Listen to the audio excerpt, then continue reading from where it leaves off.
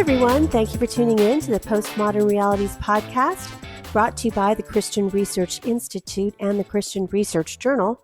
I'm Melanie Cogdill, managing editor of the Christian Research Journal. It's September 2025, and you are listening to episode 463, which is a conversation about whether the Bible teaches that pastors and church government are biblical. On this episode, I'm joined by Reverend Matthew M. Kennedy, who is the rector, aka senior pastor, of the Church of the Good Shepherd in Binghamton, New York. He is also canon for preaching in the Anglican Diocese of the Living Word. Matt has written an online exclusive feature article for the Christian Research Journal. His article is called, "Are Pastors and Church Government Biblical? Authority and the Church in the New Testament Era and Beyond." And you can read it for free without a paywall on our website, equip.org. That's equip.org. Matt, it's good to have you on the podcast again. It's great to be here. Thank you. As I noted, today we're talking about the whole issue of church government, about ecclesiology, and specifically if having pastors and church government is even biblical. And so we're excited to dive into this topic because I noticed that whenever we have some questions about this on our YouTube channel, we get some very ardent folks talking about why the pastoral office is unbiblical. So I wanted first to ask Matt just about different forms of church government, specifically ones that don't have more of maybe a hierarchical form of government. So can you walk our listeners through how, first of all, a congregational form of church government works and how it's different than something more structured or, as I was mentioning, hierarchical forms of government like Presbyterians, Lutherans, your Anglican, Roman Catholic, or Eastern Orthodox? Sure. For Congregationalists, and there's a variety of them, but in general, the congregation itself is the locus of authority. You don't have external in any other. Anglicans have bishops. Presbyterians have the session, I think it's called. There's a number of different extra congregational centers of authority for other non-congregationalist denominations. But for a congregationalist, it is the congregation that is a center of any kind of authority there is in the church. They might be loosely associated with other congregationalist congregations. So I think the Southern Baptist Convention, you might say, is in some sense a congregationalist organization, although there is some structure and you can be kicked out of the convention. But the convention doesn't oversee a parish. A congregation. The convention doesn't have any authority in individual. Yes, they're all individual churches belonging to an overall association. It's kind of a voluntary association. Yeah. So they would, and most Congregationalists will argue that that's how the church was originally organized in the first century by the apostles, and deviating from that has caused all kinds of problems through church history. So what are some reasons that those who hold to the Congregationalist model would offer for rejecting church authority beyond the local congregation? Well, there's practical reasons and there are some biblical reasons. I'll start with the practical ones first. And I mean, I think every Orthodox Congregationalist would say the practical ones are secondary, but I'll start with those.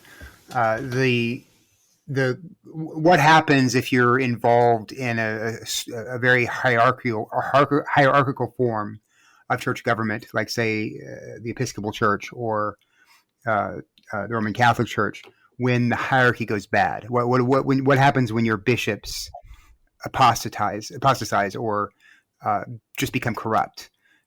That can do great harm, and I speak from experience on this. That can do great harm to the congregations under their charge. So, practically speaking, their argument would be it's safer for a congregation not to be tied to an organizational structure that could sink sink the whole thing. Better to be independent, so that if the congregation down the street or down 2 or 3 miles away goes bad, or the bishop goes bad, or another congregation goes bad, it doesn't have any effect on your particular congregation. And that way, it's kind of an organic model. That's the practical, one of the main practical considerations they have. Biblically, though, they would argue that while the church is every Orthodox congregation is bound together spiritually by faith in Jesus Christ. I mean, I think most biblically faithful Congregationalists I know would accept the Reformation notion of the 3 marks of the church being the right preaching, the truthful preaching of the gospel and the scriptures, the right use of the sacraments or ordinances, I think they would probably call them, and church discipline as the marks of a church. And if any church has those marks, it's a church. They would recognize that, and they would recognize the overarching spiritual union from congregation to congregation in Christ. But they would reject the notion that there needs to be anything beyond that, or that the apostles ever envisioned anything beyond that. The apostles, they would argue, once they died, left no edifice to replace them. So for example, the Roman Catholic Church argues that the office of Peter's office continued after Peter died. That there was another who took his place. The Congregationalists would say no. Anglicans don't argue that. Presbyterians don't argue that. Other denominations that accept extra congregational authority don't argue that particular thing. But we would argue that the apostles envisioned a continuing extra congregational structure after their departure. But again, the Congregationalist doesn't see that in the scriptures, and they see no need for it, because they would argue, and I would agree with them on this, that the apostles still rule the church through their writings, the New Testament.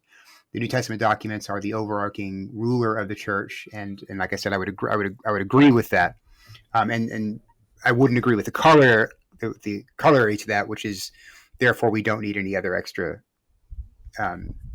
church office or structure beyond that. You open up your article talking about some circumstances that caused you at one point as a minister to have a congregation that was independent from another church body. So what was your experience with congregational independence? Yes, we were part of the Episcopal Church in 2003 when the Episcopal Church agreed or consented to the consecration of Gene Robinson, who is a man who is a homosexual man living in a relationship. It's a homosexual relationship with another man. And that caused, and we talked about this before, but that caused years and years of turmoil in the Episcopal Church that still continues. And a number of congregations within the Episcopal Church decided we can't continue in this denomination, and left the church. And in doing so, lost property, lost assets, lost lots of things, but also lost something that's very important to Anglicans, which is episcopal or the oversight of a bishop, episcopal oversight, or the oversight of a bishop. We didn't have that once we left, and the Anglican provinces of the global South stepped up to offer their episcopal oversight for many of our congregations, mine included. So for about 2 years, we were under the episcopal oversight of the Church of Kenya, but Kenya is thousands of miles away and over the sea, so the oversight there wasn't much overseeing. So we functionally existed for about 2 years without a bishop, without any kind of oversight. So we were an independent congregation. And to tell you the truth, during that time, the practical argument made by Congregationalists began to make a lot of sense to me, because our bishop had done a lot of harm to our church, when the overarching hierarchy of the Episcopal Church became corrupt and apostate, we lost everything because of it. And I thought, well, wouldn't we have been better off if we had not had a bishop, if we had not had a diocesan structure over us that could take our property away? That made me, question some of our polity for good 2 years. But I also recognized during that time, there are practical reasons for extra congregational authority that come into play. One, I had no oversight during that time. I had fellow pastors who I could call and talk to, but I didn't really have a pastor. And that's what a bishop in the Anglican realm is supposed to be, a pastor to pastor. So I didn't have a pastor.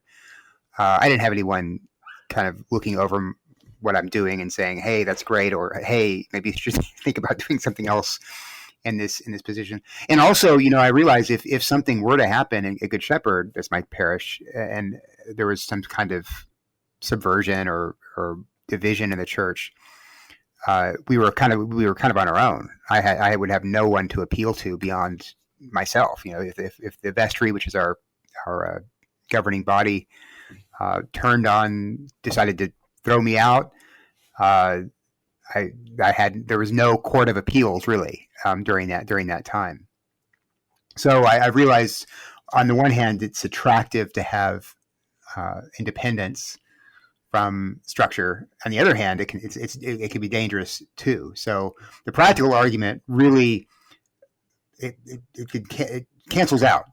There's dangers on both sides. I mean, there's dangers in independence. There's dangers on the hierarchy. So the real question comes down to what does the Bible say? What do we have coming up on the Postmodern Realities podcast on our schedule for the month of October?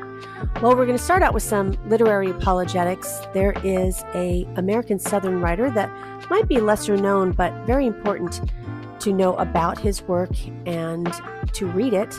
So we have a literary apologetics article coming up on the work of Walker Percy.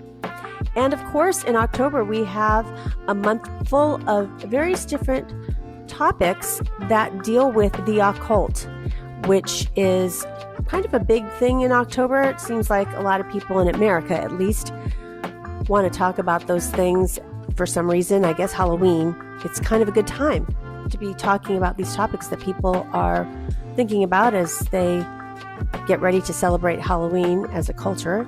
And the first thing that's up is the Conjuring series, which is a series of horror films that have been in theaters over the years. The one that is in the theaters now is the latest installment out of 10 films, and it deals with the work of real life paranormal investigators. And it's been going on, this film series. We're going to talk about The Conjuring.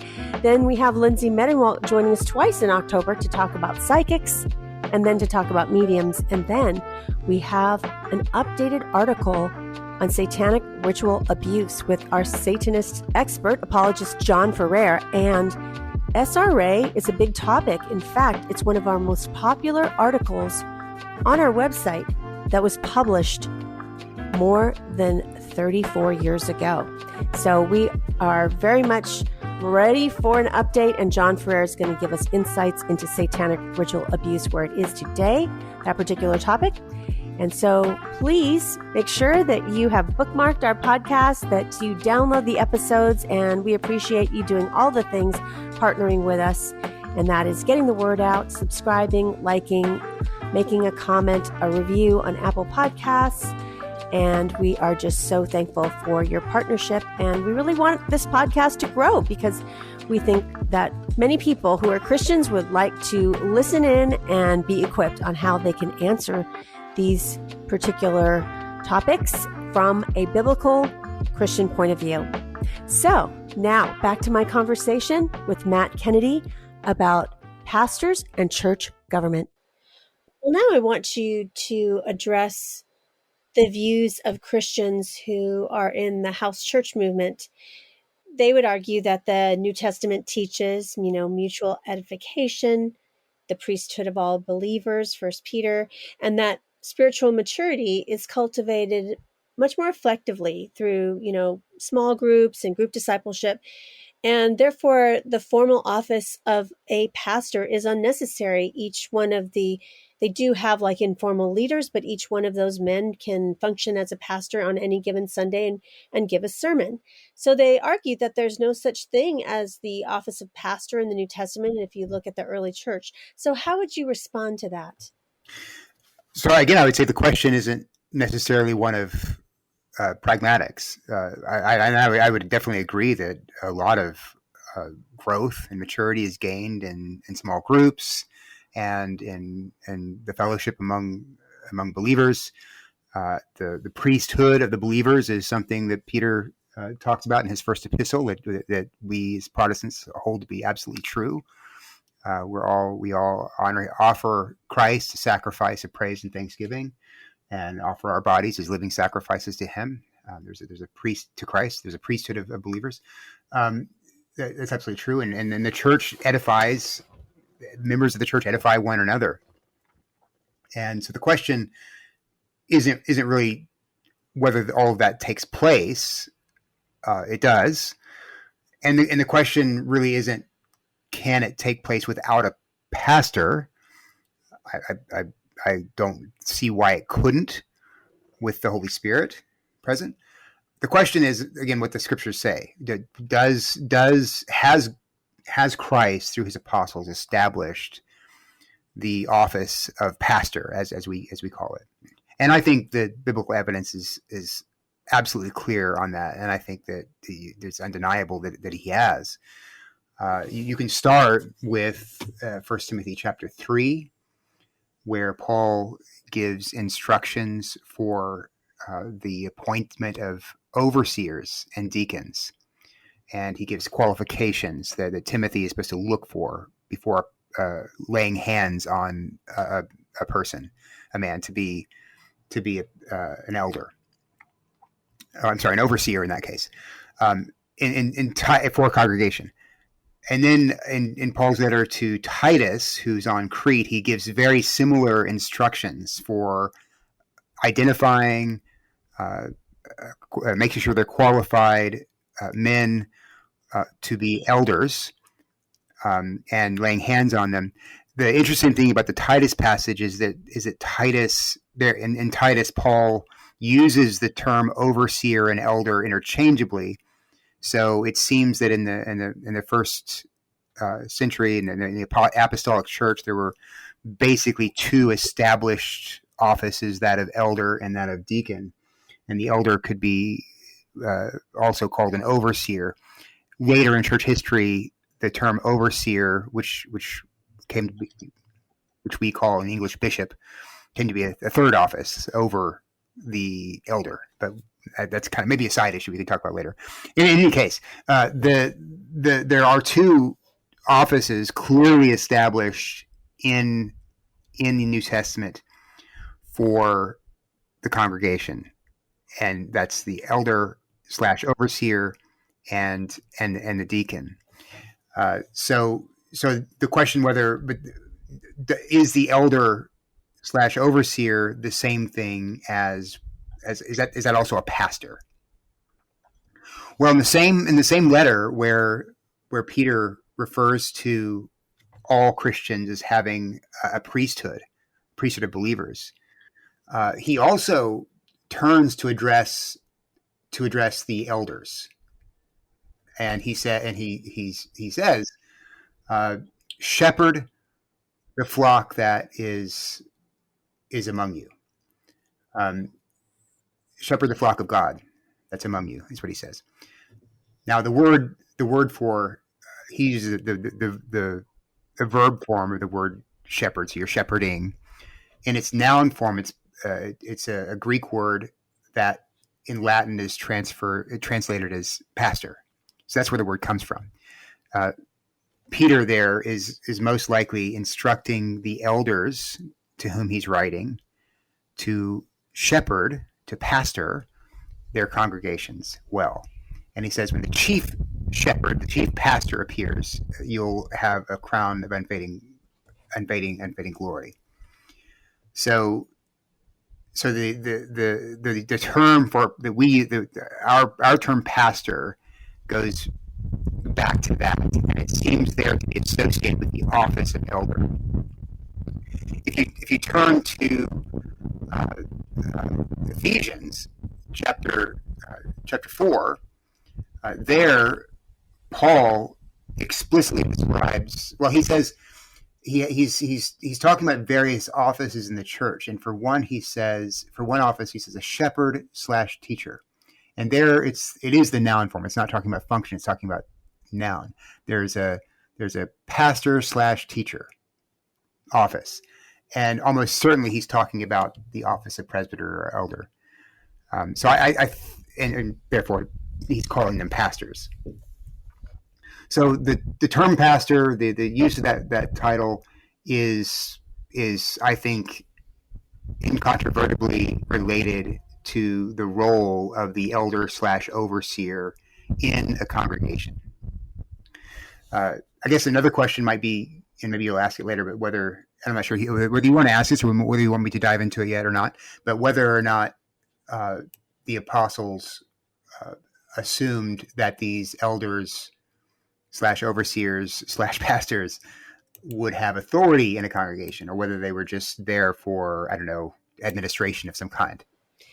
Yeah, I mean, I think that would be good for you to talk about who has spiritual authority over a congregation, because that is kind of what is being done in more hierarchical forms of church government. And also, what specific passages does it talk about Christians submitting to this kind of church leadership? I mean, you talked about pastors. There are passages that talk about pastors overseeing congregations, but what about the Christians themselves? You did talk about your experience with corrupt church leadership, and I want to ask you a little bit more about that later, but where are Christians supposed to have, submission to that leadership? And of course, just talking about where spiritual authority lies for the local congregation.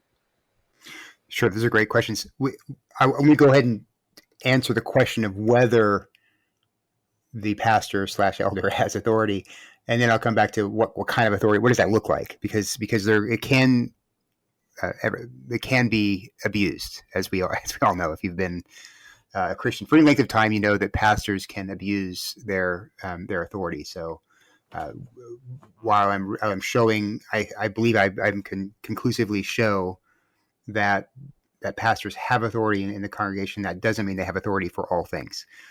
It's authority under Christ, not just over people. So in the same passage I was mentioning in 1 Peter, where Peter addresses the elders and he refers to their job as the job of pastoring, their task as the task of pastoring. He goes on to speak directly to the younger people in the congregations, and he says that he's writing to several congregations, not just one. And he says to them, be subject to the elders.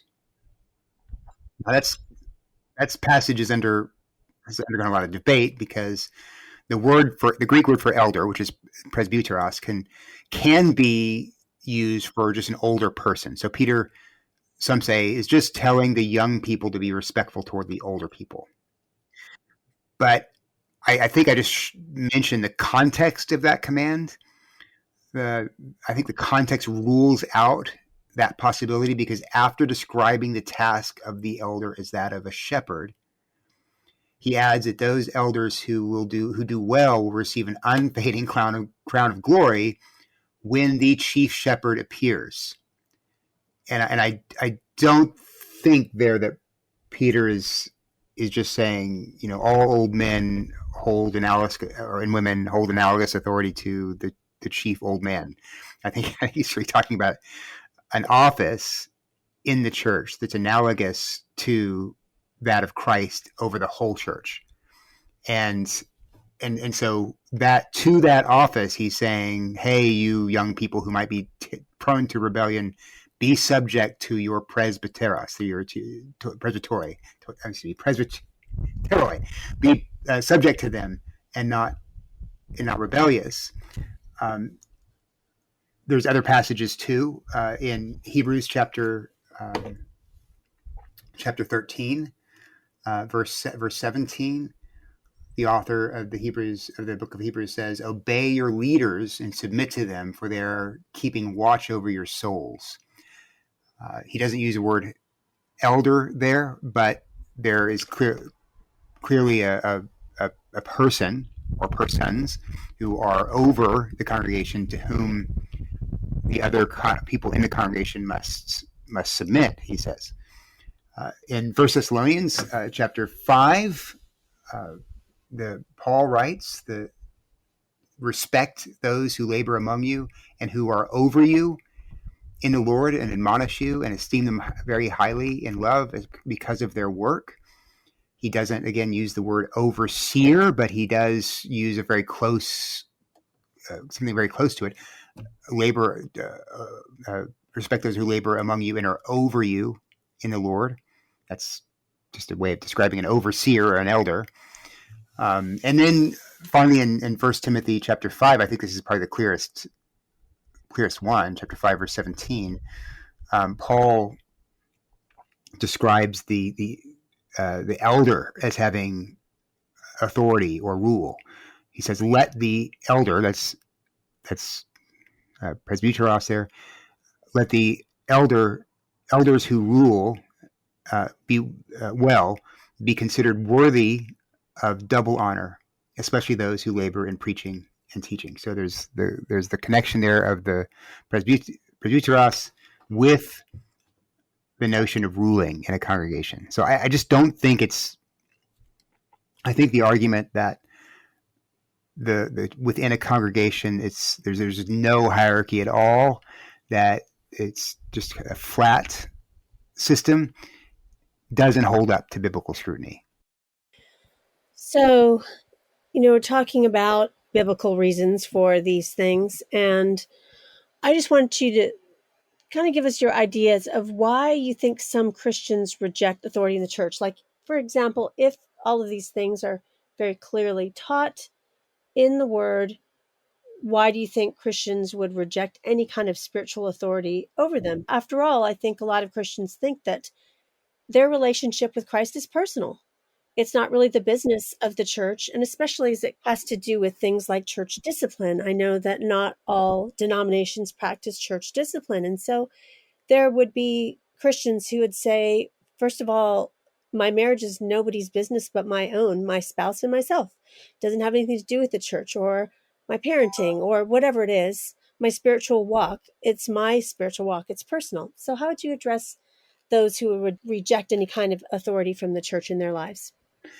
I guess I would ask, you say your relationship is with Jesus. I can show you in Matthew chapter 18 where Jesus has, in fact, left a pattern for congregations to follow to discipline erring members. So is your relationship with Jesus something that is extra biblical? Is it beyond or against or contrary to what Jesus says in the scriptures? And if so, I would say you probably are not relating to the real Jesus, because the real Jesus is who has been revealed to us in the scriptures of the New Testament, and he has very clearly indicated that we as Christians are to be within congregations where we can be held accountable, and our lives can be held up for scrutiny. And it's absolutely true that every Christian has a deep, intimate, personal bond with Jesus. Absolutely true. But that does not preclude the wider corporate nature of our relationship with him. He incorporates us into a body with other believers. And so we're not just, our Christian life is not just a matter of us relating to Jesus in the scriptures, but us relating to Jesus and his people, his flock. We are brought into a corporate thing, not just an individual thing. I think probably that's a lot of, I think Americans tend to be very individualistic, and that's not necessarily a bad thing, but it can be a bad thing if it's applied in such a way that it subverts what the scriptures tell us about our union with Christ and our communion with each other. I also think probably that the pastoral office has been abused. There have been really bad pastors. We all know this, who have abused parishioners physically, sexually, who have abused their congregations by lording it over their congregations, taking authority they don't necessarily have. I mentioned a minute ago that pastors are under Christ, and that means that their lives and their personal lives and their life, public life as pastors, have to be under his rule, under his lordship. And if a pastor commands or says or tells you to do something that has nothing to do with the scriptures, then you have at that point that pastor has lost his authority.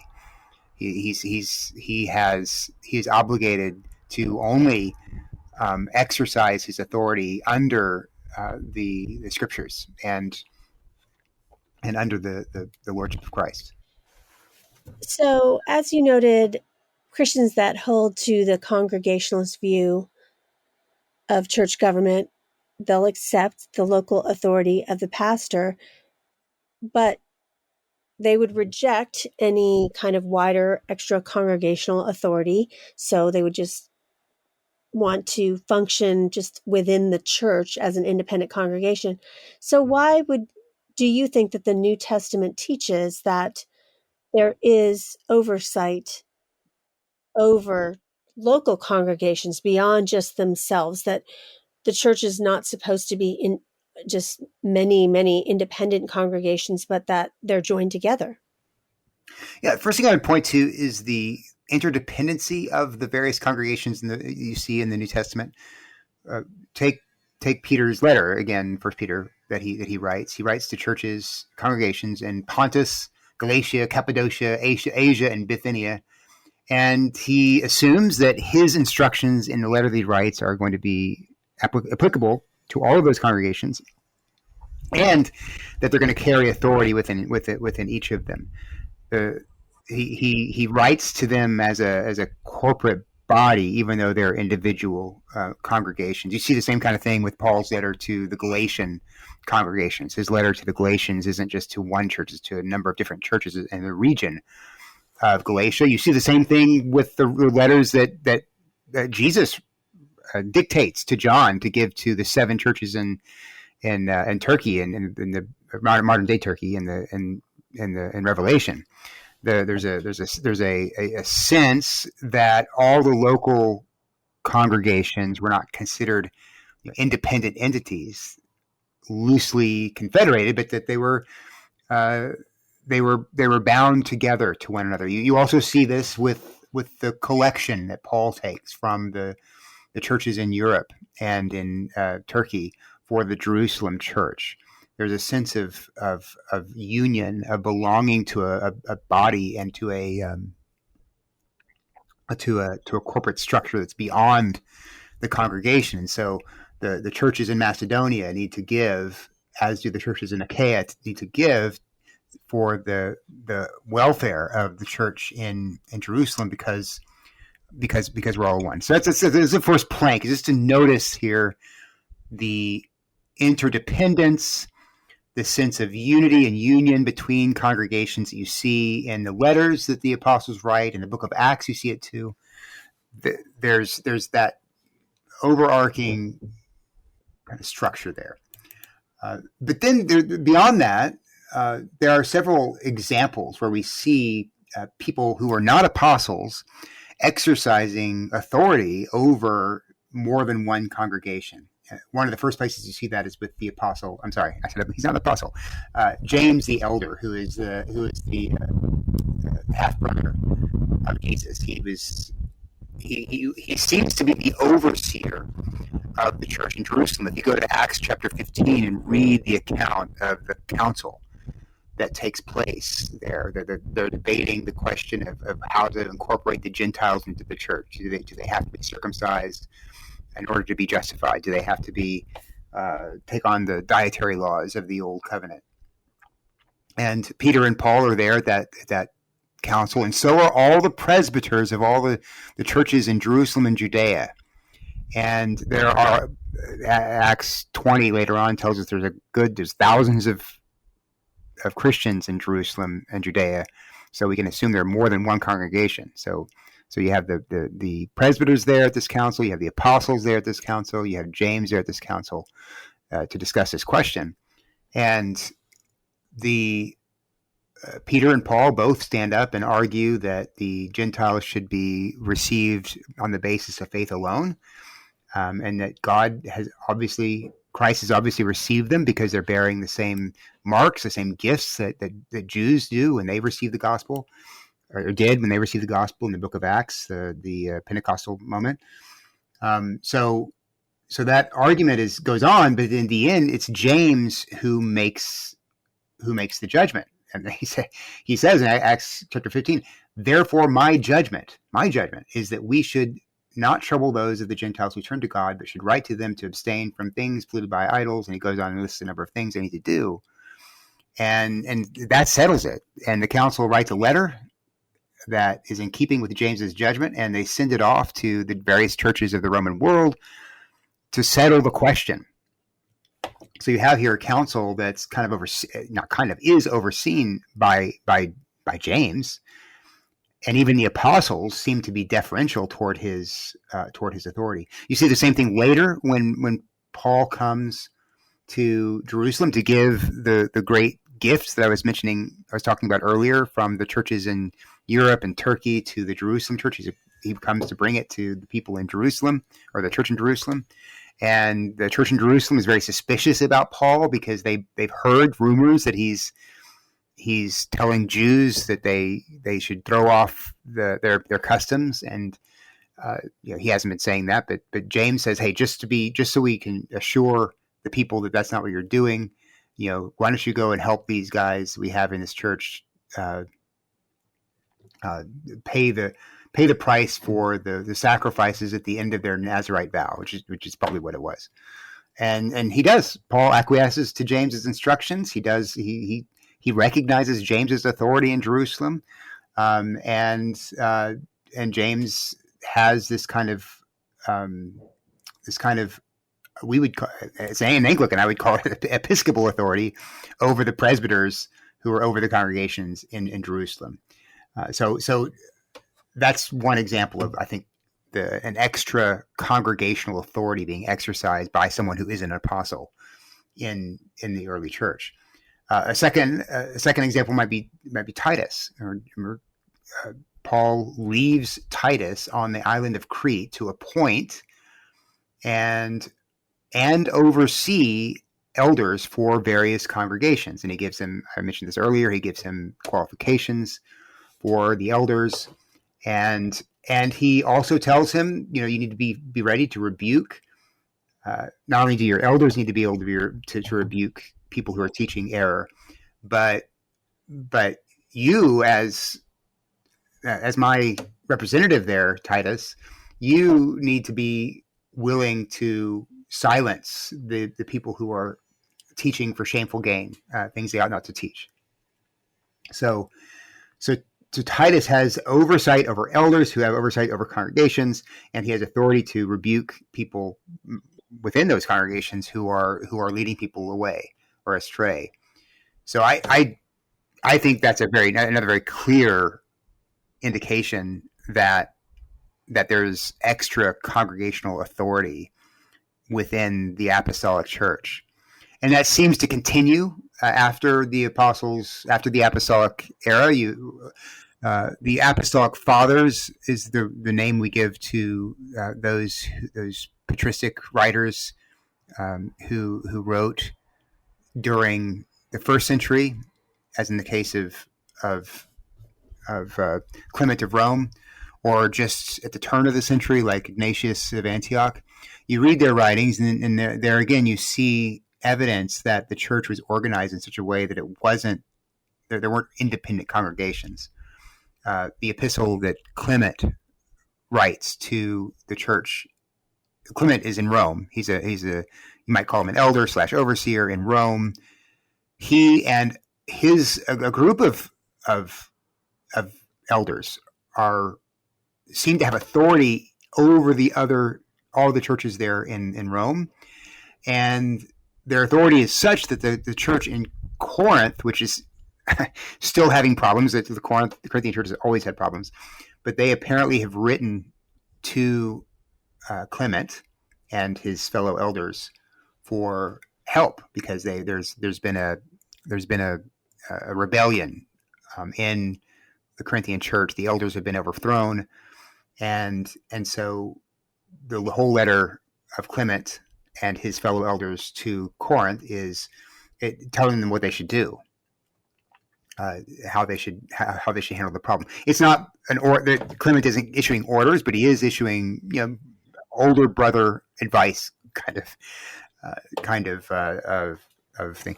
He's not acting like maybe a later day pope, but he is acting like someone who recognizes the church is bound together and it's under authority, and there's no such thing as an independent congregation. It's definitely true for the churches in the city of Rome itself. That this group of elders had authority over the congregations there. Ignatius of Antioch, I mean, he's a bishop in Antioch, and I've written about him for CRI. He is arrested and sent to Rome for trial and ultimately for martyrdom. And on the way, he writes 7 letters to various churches on the way. And if you read the letters, he presumes to have the authority to advise them, give them counsel, tell them what to do, which is interesting. That's not consistent with a Congregationalist view of independence. But in his letter to the Philadelphians, Philadelphia, you might remember, is one of the churches that Jesus speaks to in Revelation. He writes this: give heed to the bishop and to the presbytery and deacons. You see, there are 3. By this time, it's early 2nd century. You already have the office of overseer, which is bishop, separated from the office of presbyter or elder. So you have a threefold office. Give heed to the office bishop and to the presbytery and deacons. Now, some suspected me of having spoken thus, as knowing beforehand the divisions caused by some among you. But he is my witness, for whose sake I'm in bonds, and I got no intelligence from any man. But the Spirit proclaimed these words: do nothing without the bishop. Keep your bodies as temples of God. So most likely there's more than one congregation there in Philadelphia, and Ignatius is urging all of them to do nothing without the bishop. So again, I'm not arguing here for episcopal governance, but I am arguing that it's pretty clear that there is extra-congregational governance that exists very early after the apostolic age, and that suggests that it just was a continuation of what was going on during the lifetimes of the apostles and with their approval and endorsement. And not too long after that, I mean, in terms of the scope of human history, when you talk about several hundred years, the church, before there was, East and West, the church had ecumenical councils in which they were dealing with theological matters, which they specifically called and invited all of the churches to. So we do know that was going on in the church at the time. And some of the heresies in which they were addressing are heresies that have popped up even today, for example, in the Jehovah's Witnesses and their view of Christ. Yeah, absolutely. There were councils of bishops that met to deal with false teachers and false teachings. I mean, the most famous one, because the result of it is repeated over and over again in churches every Sunday morning, is the Nicene Council. And the decisions of these ecumenical councils were considered to be authoritative for all the churches, every congregation. Now, our Congregationalist brothers and sisters will say that's a development that was in contradiction to what the apostles intended, but there was no evidence. There's no indication in the 1st, 2nd, 3rd, 4th, 5th centuries that anyone thought that until the Congregationalists came along. So it does seem like a kind of a natural outflow from what you have in the New Testament, where where churches are responsible to one another, accountable to one another, there are appointed leaders who oversee not just one congregation but many congregations.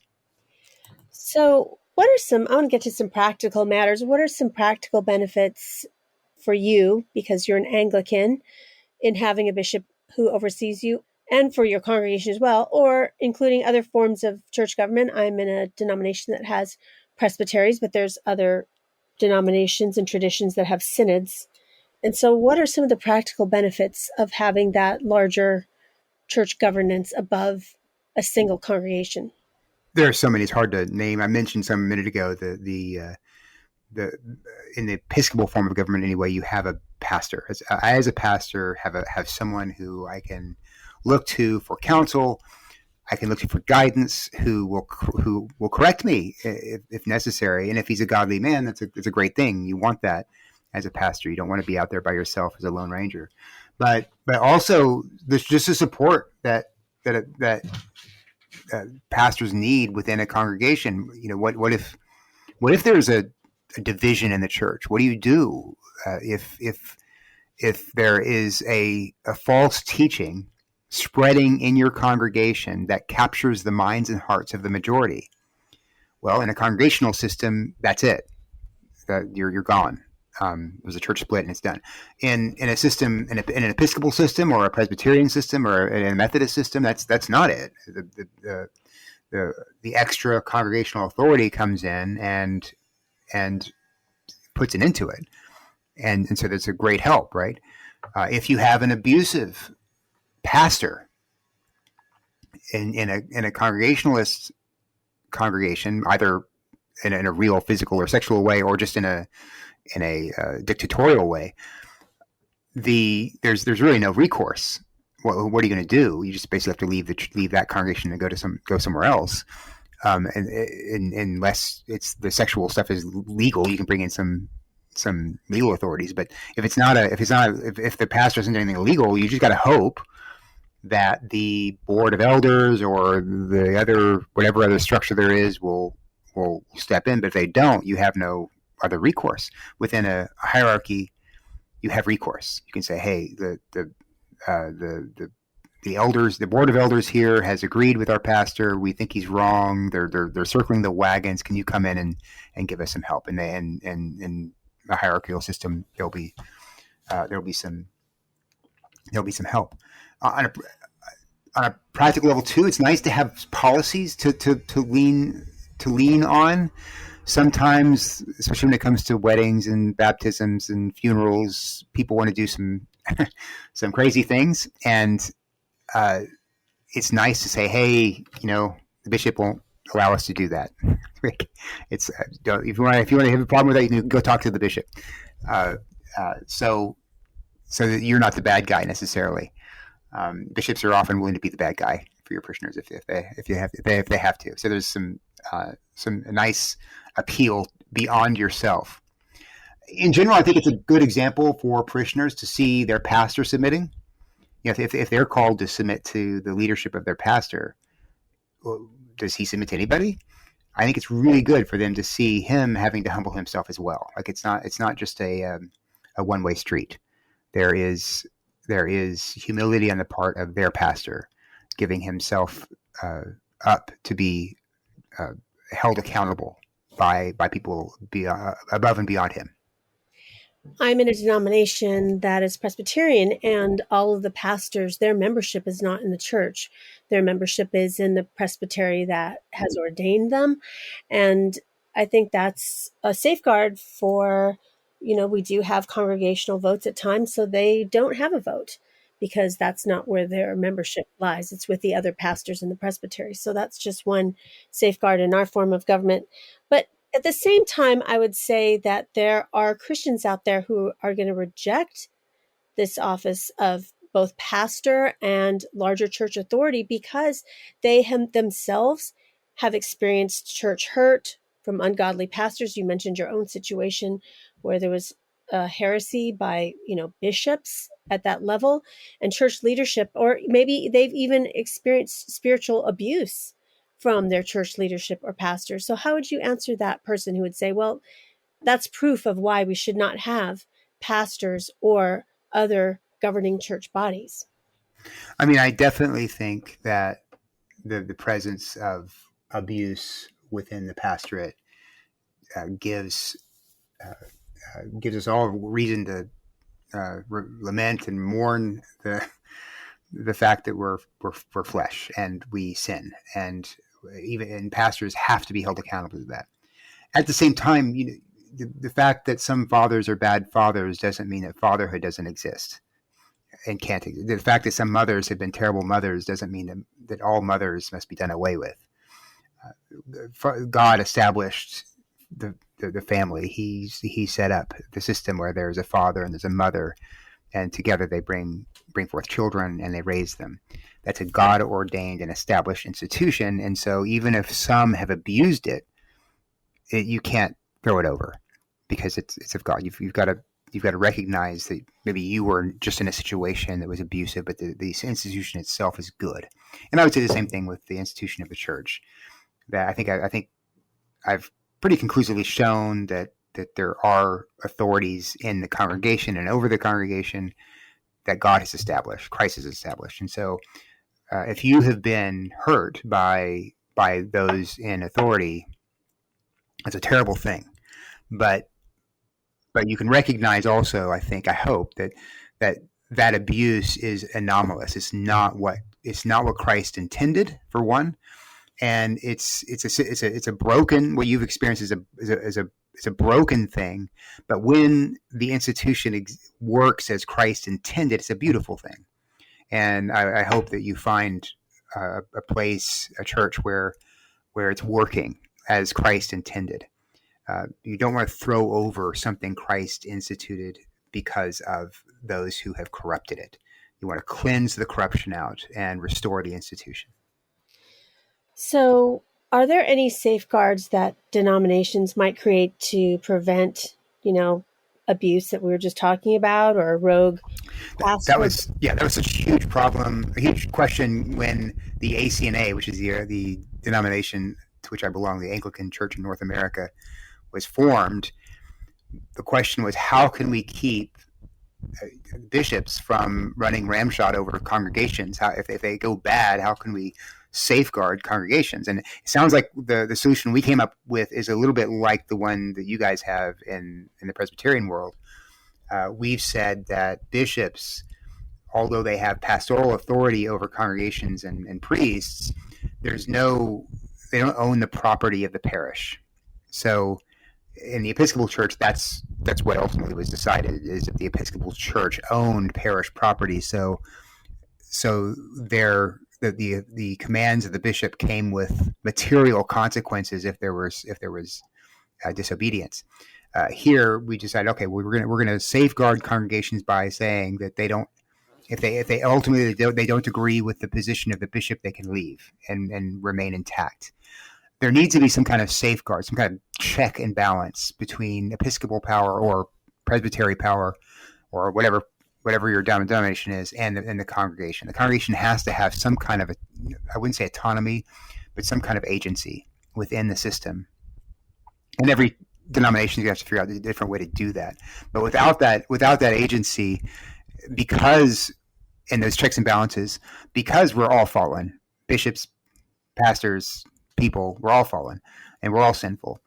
Without checks and balances to restrain overarching ambition and power hunger, there will be tyranny and there will be abuse. So you've got to find a way to check the power of those in authority and to maintain their boundaries can be maintained. Well, I think the question will come up in terms of ecclesiastical courts, which we do have in our denomination and the denomination I'm in, and people will say, well, do they ever, rule in favor of the congregant? And I'm not going to get into the details, but recently there was a very prominent larger church, and by the other ministers in the presbytery, and this is public information, by the way, They suspended him from ministry due to harsh treatment of congregants over a period of years. And so, yes, there are those safeguards where those kinds of issues will be brought forward by congregants and listened to from the other pastors. And if it's determined that those allegations are true, then they will be acted upon. And so I just want to say that, I think we always look at extreme cases and think it doesn't ever work for the person in the pew, but there are times and situations where it does work for the person in the pew, even with regards to a prominent minister or large congregation. So I will just give that as an example on something that I've seen in my communion. So on a much lighter note, what are the things that you really like about church life as you enter past the summer breaks and into the rhythms of the fall? Yeah, I just got off vacation. I was in vacation in July, and I really miss. My passion is preaching. I love studying for sermons and writing them and delivering them. I love that most of all. But I also I missed having fellowship. And I mean, it's weird. I'm an introvert. This isn't.